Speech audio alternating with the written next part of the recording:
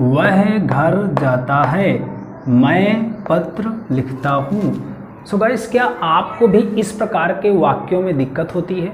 क्या आप भी ऐसे सेंटेंसेस को ट्रांसलेट सही तरीके से नहीं कर पा रहे? क्या आपको भी प्रेजेंट इंडेफिनिट टेंस में दिक्कत है?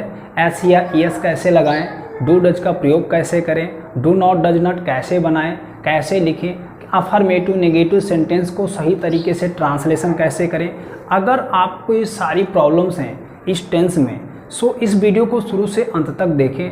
आई प्रॉमिस कि इस वीडियो को देखने के बाद आप कभी भी प्रेजेंट इंडेफिनिट टेंस में आपको किसी प्रकार की कोई भी दिक्कत नहीं होगी। सो गाइस, चलिए चलते हैं, इस वीडियो को आगे देखते हैं कि आखिर प्रेजेंट इंडेफिनिट टेंस को आप किस प्रकार से बेहतर तरीके से ट्रांसलेट कर सकते हैं।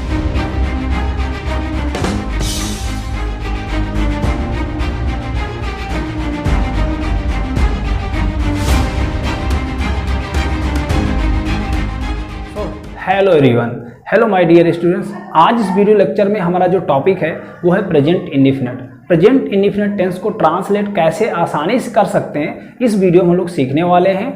कॉन्सेप्ट, एग्जाम्पल्स, फार्मूले, एवरीथिंग हम लोग क्लियर करेंगे। सो सबसे पहले हम लोग चलते हैं आइडेंटिफिकेशन की ओर, अर्थात किसी भी सेंटेंस को अगर आपको पहचानना है तो आप उसको कैसे पहचानेंगे, क्योंकि बिना पहचान के आप सेंटेंस को सही तरीके से ट्रांसलेशन नहीं कर सकते, क्योंकि सेंटेंस कई प्रकार के होते हैं, टेंस भी कई प्रकार के होते हैं। इसलिए हर टेंस को बनाने से पहले आप उसकी आइडेंटिफिकेशन अर्थात पहचान को जरूर आसानी से देख लें, सीख लें, याद कर लें। सो गाइस, देखते हैं आज जो प्रेजेंट इंडेफिनिट की पहचान है, हो सकता है आपको बहुत अच्छे तरीके से आती हो, लेकिन आप एक बार इसको रिवीजन फिर से कर लें।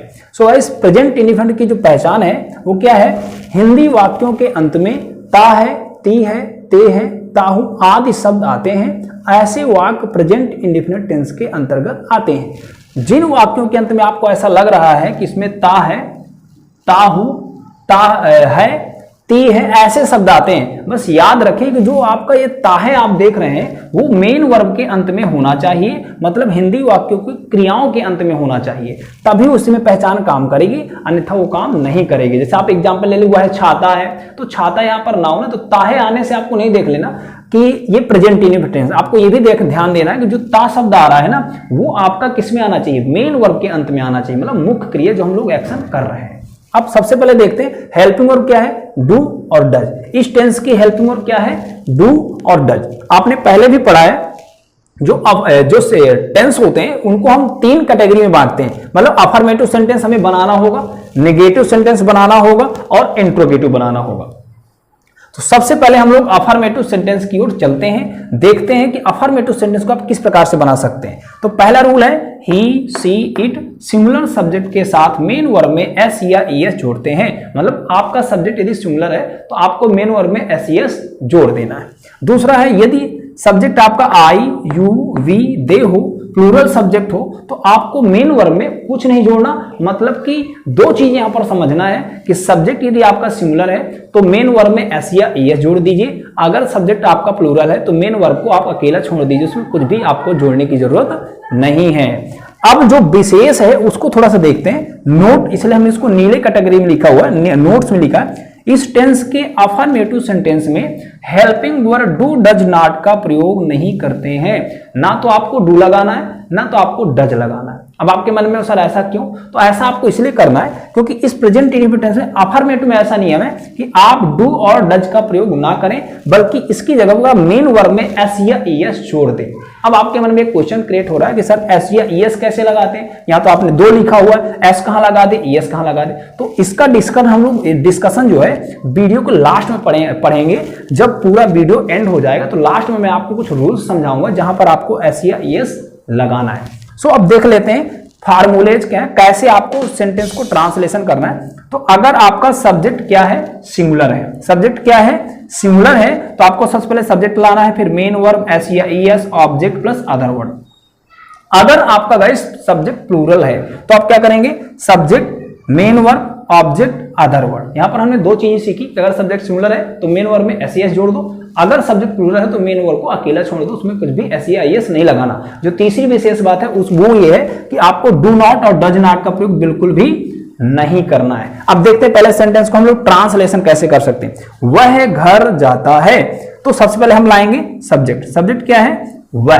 किसी भी वाक्य में यदि आप कौन से प्रश्न कर देते हैं तो आपको सब्जेक्ट बड़े ही क्लियरली पता चल जाता है। तो अगर सब्जेक्ट आपको नहीं पता कि सब्जेक्ट कैसे निकालें तो आप कौन से प्रश्न करिए। जैसे इस वाक्य में कौन घर जाता है अर्थात वह, तो यहां पर आपका सब्जेक्ट ये है। इसका मेन वर्ब क्या है? जाना। जाना, उठना, बैठना, रोना, धोना, ये सब क्रियाएं हैं जो हम लोग पर डे करते हैं, वो क्या है? मेन वर्ब है। तो ही, गो, और इसमें हमने लगा दिया ईएस। अब आप कहोगे सर ईएस क्यों लगाया, एस क्यों नहीं लगाया? तो ये आपको तभी पता चलेगा जब आप एसईएस के रूल समझ जाएंगे, जो हम लोग वीडियो के अंत में डिस्कशन करने वाले हैं।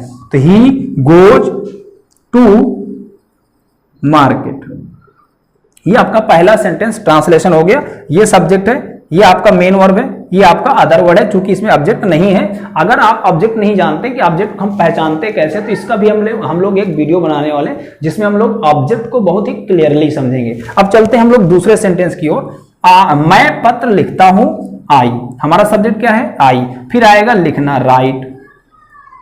आई राइट अ लेटर, यहां पर आपका ऑब्जेक्ट है letter, I write a letter. तो ये था अफर्मेटिव सेंटेंस को ट्रांसलेशन करने का सही तरीका। आपको दो चीजें याद करनी है, क्या?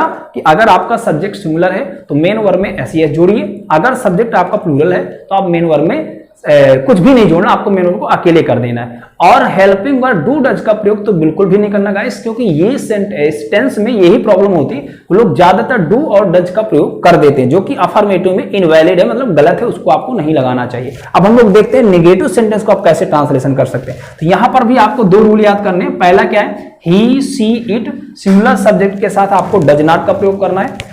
दूसरा रूल क्या है? I, you, we, they, plural subject के साथ आपको डू नॉट का प्रयोग करना है। ये गाइस बहुत ही इजी है, आपको दो चीजें याद करनी है। पहला क्या है? सिंगुलर सब्जेक्ट होने पर आपको डज नॉट का प्रयोग करना है। अगर आपका सब्जेक्ट प्लूरल है तो आपको डू नॉट का प्रयोग करना है। मेन वर्ब की फर्स्ट फॉर्म का प्रयोग होगा। ये जो आप याद किए हुए एसईएस वाला मैटर वो अफर्मेटिव में रहेगा, नेगेटिव में आपको मेन वर्ब की फर्स्ट फॉर्म का प्रयोग करना है। अब गाइस देखते हैं फार्मूला क्या है। सब्जेक्ट सबसे पहले आएगा, सेम है, do not, does not, helping verb आएगी। आपने पिछले वीडियो में सीखा है कि सर नेगेटिव सेंटेंस में subject, helping verb, main verb, object, other word आता है। तो यहां पर भी सेम आपको काम करेगा। सब्जेक्ट, हेल्पिंग वर्ब हमारी क्या है टेंस की? डू नॉट और डज नॉट, मेन वर्ब की फर्स्ट फॉर्म, ऑब्जेक्ट और अदर वर्ड। अब ट्रांसलेशन कैसे करना वो सीखते हैं। सबसे पहले हम क्या लेके आएंगे? सब्जेक्ट। इसके बाद आपको do not, does not clear करना है। तो चूंकि आई के साथ लगता है डू नॉट, तो हम यहां पर लगाने वाले do not, I do not go to market. Subject, helping verb, main verb, other word. Object इसमें नहीं है इसलिए हम लोग अदर वर्ड को स्थान दे सकते हैं। दूसरा क्या है? वह खाना नहीं खाता है। तो सबसे पहले आएगा ही, सब्जेक्ट है हमारा। इसके बाद ही के साथ लगता है डज नॉट। आपने अभी रूल ऊपर पढ़ा हुआ है, ये लिखा हुआ है कि ही के साथ डज नॉट का प्रयोग होता है। तो he does not eat the food, ये आपका ऑब्जेक्ट हो गया। ये main verb, helping verb, subject. So आपको नेगेटिव में भी दो ही चीजें याद करना है, क्या? कि अगर आपका सब्जेक्ट सिंगुलर है तो आपको डज नॉट लगाना है, सब्जेक्ट यदि आपका प्लूरल है तो डू नॉट लगाना है। ये कुछ रूल्स थे जो आपने अफर्मेटिव और नेगेटिव बनाने के लिए सीखा। अब नेगेटिव में हमें एक विशेष चीज सीखनी है, वो क्या है? विशेष ये है कि नोट, आप उसको नोट की कैटेगरी में लिख सकते हैं कि यदि वाक्य में कभी नहीं शब्द का प्रयोग हो जाए, सो क्या उसका भी ट्रांसलेशन आप ऐसे ही करने वाले हैं? नहीं। अगर वाक्य में इस नहीं के बजाय कभी नहीं आता है, क्या आता है? कभी नहीं, जिसकी इंग्लिश होती है नेवर। क्या होती है? नेवर। मतलब यदि वाक्य में कभी नहीं शब्द का प्रयोग हो रहा है तो आपको हेल्पिंग वर्ब डू और डज नॉट नहीं लगाना है, बल्कि मेन वर्ब में एस या ईएस ऐड कर देना है यदि सब्जेक्ट सिंगुलर हो। अगर सब्जेक्ट प्लूरल है तो आपको मेन वर्ब में एसईएस नहीं जोड़ना है। गाइस इस चीज को बहुत अच्छे से याद करना है कि यदि वाक्य कभी नहीं वाला है तो आपको नेवर के साथ मेन वर्ब में एसईएस जोड़ना है अगर सब्जेक्ट सिंगुलर हो। अगर सब्जेक्ट प्लूरल है तो मेन वर्ब में एसईएस नहीं जोड़ा जाएगा, मेन वर्ब को अकेले ही लिख दिया जाएगा। और हेल्पिंग वर्ब डू नॉट और डज नॉट का प्रयोग तो बिल्कुल भी आपको नहीं करना। अब मैं आपको एक दो एग्जाम्पल समझा देता हूं। सो गाइस ये कभी नहीं का एग्जाम्पल है, मतलब अगर वाक्य में इस प्रकार से कभी नहीं आया हुआ है तो आप उसको ट्रांसलेशन कैसे करेंगे? तो सेम चीज है, आई आपको सबसे पहले लिखना है, फिर इसके बाद आपको हेल्पिंग वर्ब लाना चाहिए। तो चूंकि इसमें हेल्पिंग वर्ब डू या डज नॉट का प्रयोग नहीं करना, तो आप सीधे इस कभी नहीं की इंग्लिश बनाएंगे, नेवर, आई नेवर। अब इसके बाद नेवर एक प्रकार का आपको हेल्पिंग वर्ब जैसे याद कर लेना, सब्जेक्ट प्लस हेल्पिंग वर्ब, इसी प्रकार सब्जेक्ट प्लस नेवर। इसके बाद आपको मेन वर्ब लिखना है, तो मेन वर्ब होती है टेल। टेल मतलब वो कहना। अब देखिए यहां पर एक विशेष चीज सीखना है, अगर आपको सेंटेंस में कभी भी ऐसा लग रहा है कि यहां पर झूठ लिखा हुआ है, झूठ, तो झूठ के लिए, झूठ शब्द के लिए क्या होता है, टेल। टेल मतलब कहना, इसके साथ हमेशा लाई, अलाई ऐड होता है। टेल एलाई का मतलब हो जाता है झूठ बोलना। तो आई नेवर टेल अ लाई। याद रखिए, आप इस टेल को चेंज नहीं कर सकते, बोलना आप स्पीक लिख दें, गलत हो जाएगा। लाई मतलब झूठ के लिए आपको हमेशा टेल का यूज करना है। अगर सेंटेंस ऐसा होता, मैं सत्य कभी नहीं बोलता, तो इसका ट्रांसलेशन हो जाता आई नेवर स्पीक। यहां पर क्या यूज होता, स्पीक द ट्रूथ। तो यहां पर दो चीजें आपने और नई सीख ली कि अगर सत्य बोलने की बात है तो आपको स्पीक यूज करना है, अगर झूठ बोलने की बात है तो टेल यूज करना है। लेकिन जो प्रेजेंट इंडेफिनिट का नियम है नेवर का, वो आपको बहुत अच्छे से याद रखना है कि अगर आपका सब्जेक्ट क्या है, प्लूरल है, अर्थात प्लूरल की कैटेगरी का है। आई देखिए होता सिमिलर है, बट प्लूरल की कैटेगरी में काउंट होता है I, you, we, they. Plural subject के साथ आपको मेन वर्ब में एस नहीं जोड़ना है। अगर सब्जेक्ट सिमिलर जैसे कि ही, सी, इट, सिमिलर कोई भी सब्जेक्ट है तो आप मेन वर्ब में एस जोड़ सकते हैं। अब मान लीजिए यहां पर मैं की बजाय लिखा होता हुआ है, वह झूठ कभी नहीं बोलता है, तो क्या होता, यहां पर आई के बजाय आप लिख देते ही, और यहां पर टेल के बजाय हो जाता टेल्स, यहां स्पीक के बजाय हो जाता स्पीक्स, क्योंकि यहां पर आपको मेन वर्ब में एस या ईएस जोड़ना पड़ेगा,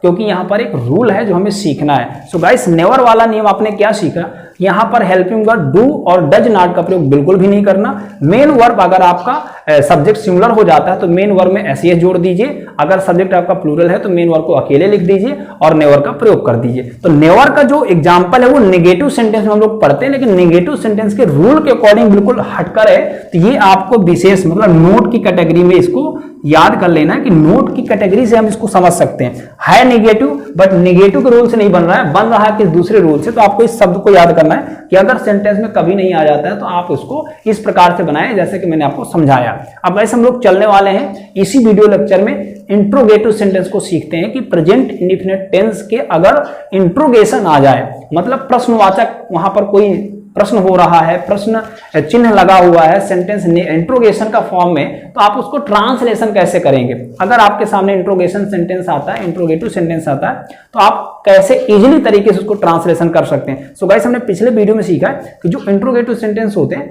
वो दो कैटेगरी से बनाए जाते हैं, एक तो क्या से शुरू होने वाले और एक इंट्रोगेटिव वाले। तो हम लोग दोनों कैटेगरी के सेंटेंसेस को तो यहां पर सीखने वाले हैं।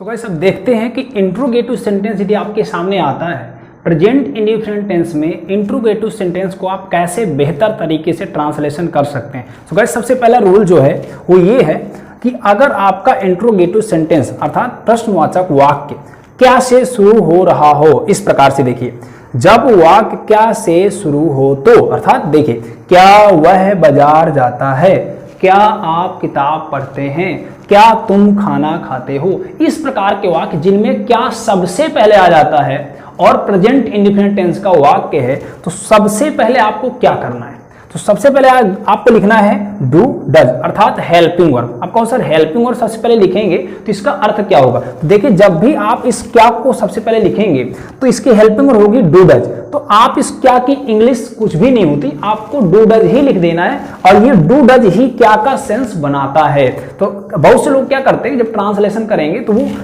क्या की इंग्लिश व्हाट लिख देते हैं, जो कि गलत है। जब वाक्य क्या से शुरू हो तो कभी भी क्या की इंग्लिश व्हाट नहीं लिखनी चाहिए, बल्कि उस टेंस की हेल्पिंग वर्ब को वहां पर हमें प्रयोग करना चाहिए। अब चूंकि हम लोग प्रेजेंट इंडेफिनिट पढ़ रहे हैं इसलिए हमारी हेल्पिंग वर्ब है डू या डज। अब डू डज को लगाएं कैसे, अब आपके मन में सर प्रश्न आ रहा हो, सर हम डू लगा दें या डज लगा दें। तो चूंकि आप पहले पढ़ चुके हैं कि अगर आपका सब्जेक्ट सिमिलर है तो डज का प्रयोग, और अगर आपका सब्जेक्ट प्लूरल है तो आपको डू का प्रयोग करना। अब यहां पर आपको सबसे पहले देखना चाहिए सब्जेक्ट, सब्जेक्ट क्या है, वह अर्थात सिमिलर है, इसलिए सबसे पहले यहां पर आपको लिख देना है डज और आप लिखना है सब्जेक्ट। तो क्या आएगा, हेल्पिंग वर्ब इसके बाद सब्जेक्ट जो हमने कर दिया डज ही। अब आपको लाना है मेन वर्ब अर्थात गो टू मार्केट।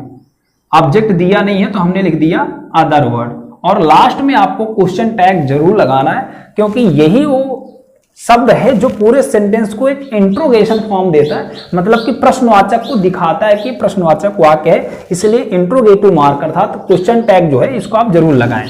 अब दूसरा वाक्य क्या हो सकता है, पहले तो हमने ये सीखा कि वाक्य कैसे शुरू होगा, अब जो दूसरा वाक्य वो कैसा होगा, तो वहां पर आपको फोकस करना है। बीच में आपका क्या आएगा, प्रश्नवाचक शब्द, अर्थात इसको हम लोग WH टाइप भी बोलते हैं, मतलब कि ज्यादातर इंट्रोगेशन वर्ड यहां पर यूज होते हैं, जैसे कि व्हाई, व्हाट, व्हेन, हु। अगर ऐसे क्वेश्चन आ जाते हैं तो आपको सबसे पहले इसी शब्द की इंग्लिश बनानी चाहिए। सो इसका रूल ये है कि सबसे पहले इंट्रोगेशन वर्ड, फिर हेल्पिंग वर्ब, फिर सब्जेक्ट, फिर मेन वर्ब, फिर ऑब्जेक्ट, फिर अदर वर्ड, इस प्रकार से बनाएंगे। तो सबसे पहले हम लोग इस कहां की इंग्लिश लिख सकते हैं, व्हेयर। व्हेयर, इसके बाद तुम कहां रहते हो, where do you live, where do you live. ये आपका सेंटेंस बन गया इंट्रोगेशन। तो इंट्रोगेशन में क्या होगा, इंट्रोगेटिव सेंटेंस में क्या होगा, दो प्रकार के वाक्य होंगे, एक क्या से शुरू होने वाला, एक जिस वाक्य के बीच में प्रयोग होता है इंट्रोगेशन वर्ड, उसको आप बना सकते हैं। अब जो है इंट्रोगेटिव में भी एक ऐसा वाक्य होता है जिसमें सब्जेक्ट नहीं होता है, मतलब कि वहां पर इंट्रोगेशन वर्ड तो यूज होंगे बट सब्जेक्ट नहीं होगा। तो इसका जो एक बेसिक रूल है वो मैं आपको लिखवाने वाला हूं, समझाने वाला हूं, तो पहले आप उस रूल को ध्यान से समझें। रूल ये है कि यदि किसी इंट्रोगेटिव सेंटेंस में सब्जेक्ट ना हो, अब आपका आंसर का अगर सब्जेक्ट नहीं तो सेंटेंस कैसे बनते वो भी मैं आपको समझाने वाला हूं। तो यदि किसी भी इंट्रोगेटिव सेंटेंस में सब्जेक्ट ना दिया गया हो तो आप क्या करने वाले हैं, वहां पर मेन वर्ब में आपको एस या ईएस जोड़ना है। अगर किसी भी इंट्रोगेटिव सेंटेंस में सब्जेक्ट ना हो तो मेन वर्ब में एस या ईएस जोड़ देते हैं और हेल्पिंग वर्ब डू डज का प्रयोग नहीं करते हैं। ये विशेष नियम है जो इंट्रोगेटिव से हटकर बनता है लेकिन होता इंट्रोगेटिव है। अब देखते हैं, अब आप इन एग्जांपल्स को देखिए, इन सभी में हेल्पिंग वर्ब भी लग रहा है और मेन वर्ब को अकेला छोड़ा जा रहा है। अब मैं एक दूसरा एग्जांपल आपको बताता हूं, उसे कौन पढ़ाता है। अब यहां पर आप देखिए इंट्रोगेशन आया, कौन पढ़ाता है, लेकिन प्रश्न ये है कि इसका सब्जेक्ट कौन है, इसमें कोई सब्जेक्ट नहीं है। तो अगर सब्जेक्ट ना हो तो आप उसको कैसे बनाएंगे, तो इस नियम से नहीं बनेंगे, ये दोनों नियम आपके काम नहीं करेंगे। यहां पर आपको दूसरे नियम से बनाना है। क्या रूल क्या है, वहां पर आपको इंट्रोगेशन वर्ड लिखना है सबसे पहले, इसके बाद हेल्पिंग वर्ब लगेगी नहीं क्योंकि सब्जेक्ट नहीं है तो हेल्पिंग वर्ब का कोई रूल्स ही नहीं होगा।